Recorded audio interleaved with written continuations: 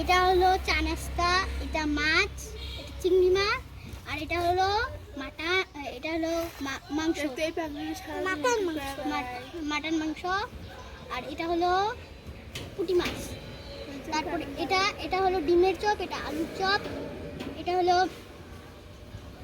এটা কি জানি, ও হ্যাঁ এটা হলো শুটকি, আর এটা হলো সালাদ, এটা মিষ্টি, স্মাইল মিষ্টি, এটাও মিষ্টি, আর এটা হলো ভাজি, আলু ভাজি, আর হলো শসা ভাজি। এইটা হইলো, আর এটা কি জানি, ও হ্যাঁ এইটা ভুলে গেছি, এটা কি জানি মিষ্টি,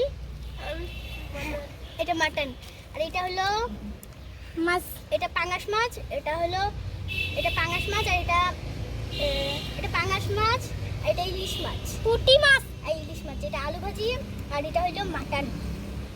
তারপর এটা হলো কয় রকমের মাটন, এটা হলো চিকেন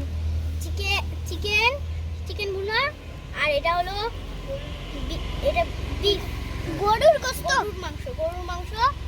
তারপরে এটা তো বলছি, আর এটা এমনি ভাজি। ডিমটা কই গেল?